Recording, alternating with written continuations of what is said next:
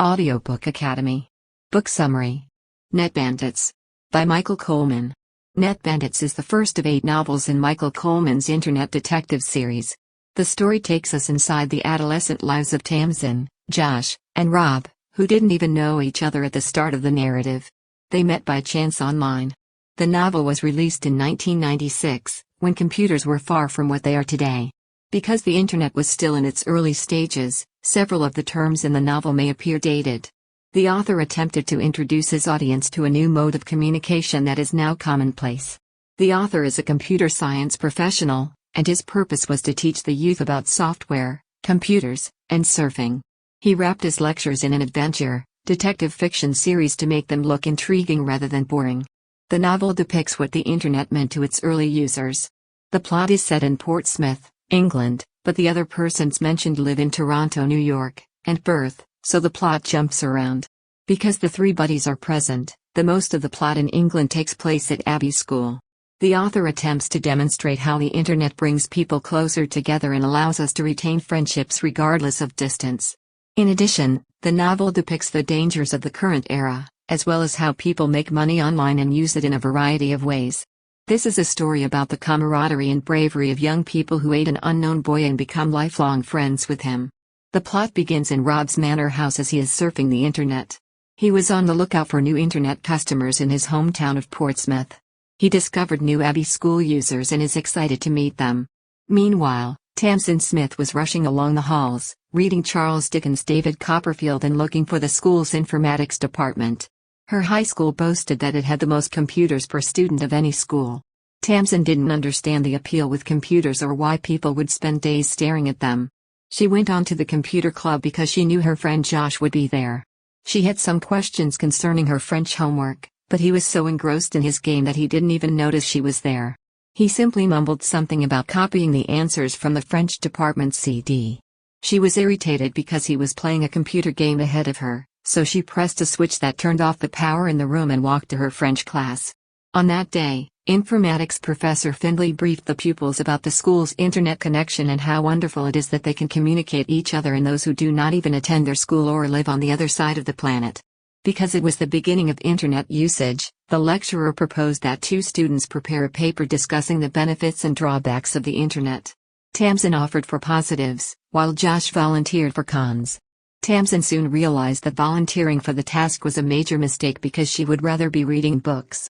When Josh called to arrange where and when they would write the paper, she began to make excuses. They eventually decided to meet the next day after school. Josh taught Tamsin the fundamentals of the Internet and email communication. He created 2 accounts, one for himself and one for her, and she was impressed when he sent her a message from another computer, but not enough impressed because she was still in love with books. He demonstrated how she may find books online by copying a section of the novel David Copperfield that she was reading at the time into her inbox. They soon realized that time was flying by and that they needed to get home. Josh left, but she remained. Tamsin received a message from a stranger calling himself Master.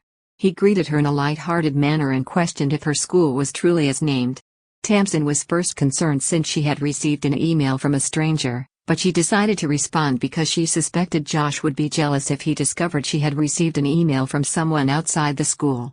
She wrote to him that her name was Tamsin, not Tammy, and that her school was neither strange nor dead.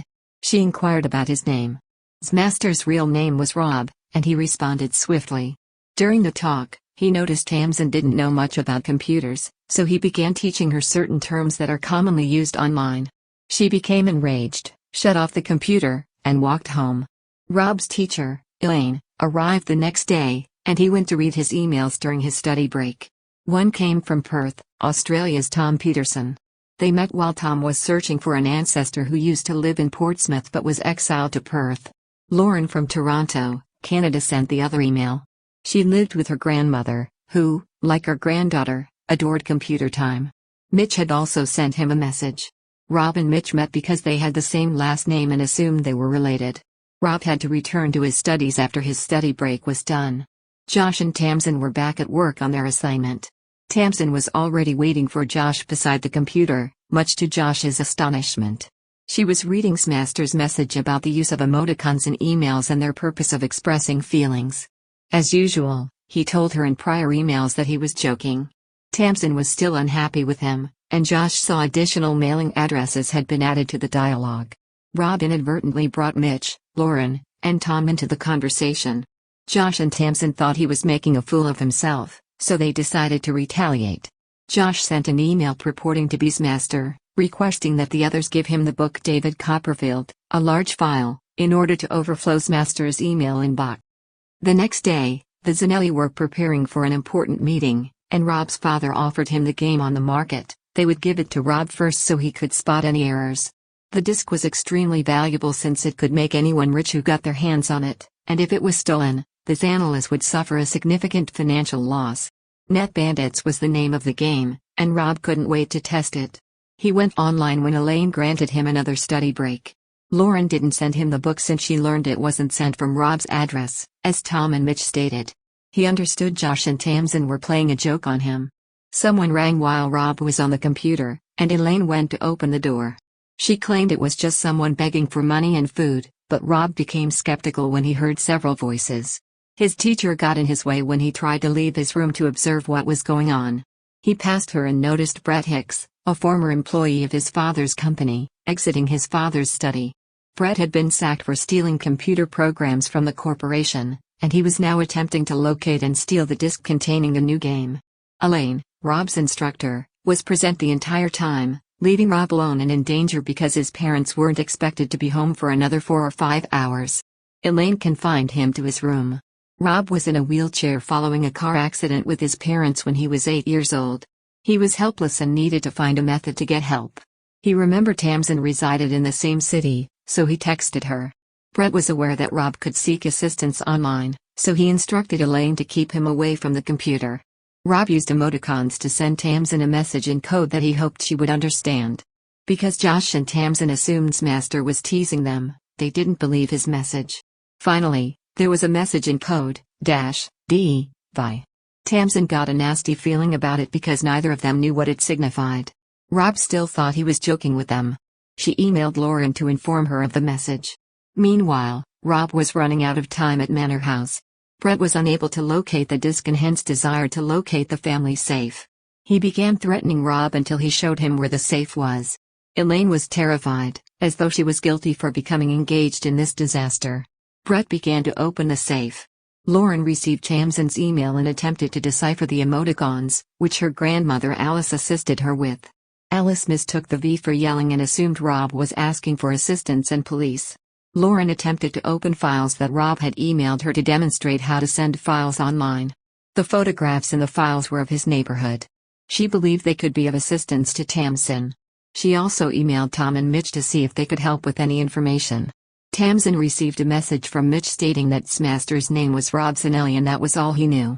Tom has previously informed Rob that he lives in Portsmouth.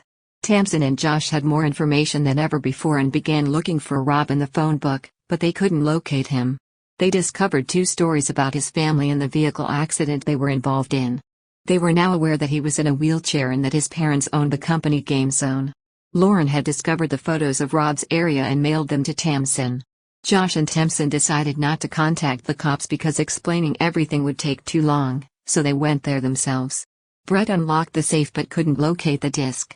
He suspected Rob could have it, so he began rummaging through his belongings. Josh and Tamsin arrived in Rob's area and began looking for a driveway with disabled access. Rob noticed 2 children getting ready to ring the doorbell. Brett answered the door and pretended to be Mr. Zanelli, allowing them to see Rob so they wouldn't suspect anything. Rob pretended to know them and said he called because his family had donated a printer to their school. The kids exchanged hand signals, and Josh and Tamsin understood Rob had sent Brett to the basement rather than the closet to retrieve the printer. Rob kicked him to the basement by knocking into him with a wheelchair when he opened the door. Elaine, to everyone's amazement, assisted them in locking the door and then wanted to flee, but they wouldn't let her. When Rob's parents arrived home, they phoned the police. Rob spent the day sitting on the disc he had concealed in his wheelchair to protect Brett's Net Bandit game. His parents were grateful to Josh and Tamsin for assisting their kid, and they allowed Rob to attend Abbey School rather than being homeschooled. He became great friends with Josh and Tamsin after enrolling at Abbey School. Characters: Tamsin Smith, Josh, Rob Zanelli, Tom Peterson, Lauren King, Mitch Zanelli, Tamsin's mother and brother Nick, Rob's parents, Rob's teacher Elaine Kirk, Brent Hicks, Lauren's grandmother Alice. Tamsin Smith, a Portsmouth Abbey school student. She enjoys reading and does not comprehend those who spend their days staring at a computer. Josh and she had been great friends since elementary school. She is similar to other girls her age in that she goes to school, watches TV in her spare time, and hangs out with her friends. She volunteers to write the paper about the disadvantages of the internet alongside Josh, who wrote about the advantages. The paper writing assisted them in getting to know Rob and save him. She demonstrated intelligence and bravery. She is a quick study and devoted to her work. She began to love the internet as a result of her endeavor with Josh, and her impression of Josh shifted in a favorable direction.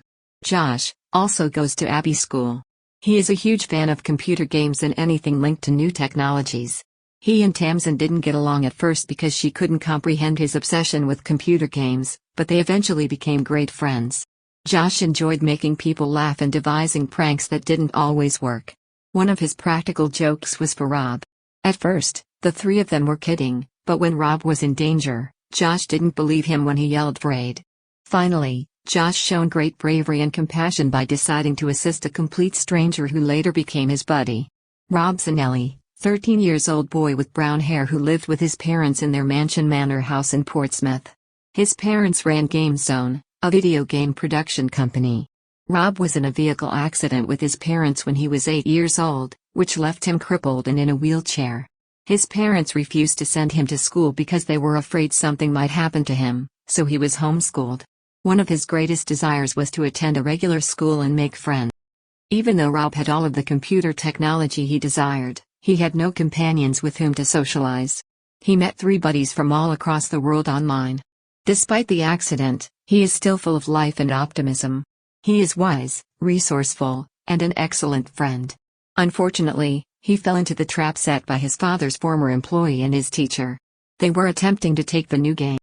Rob had shown great bravery in that situation, and his disability did not prevent him from defending his family. He eventually got friends with Josh and Tamsin, and his parents agreed to let him attend Abbey School. Michael Coleman was born in London on May 12, 1946.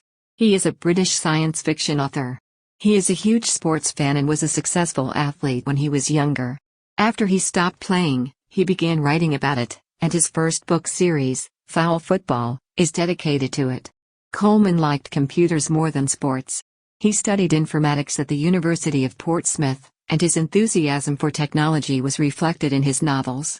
One of his most well-known novel series is actually about technology. The Internet Detectives novel series consists of 8 novels, and its objective is to illustrate the joy of informatics and the Internet to young people whose lives are already being steadily invaded by technology. The author wrote a few picture books as well as novels for teenagers and adults.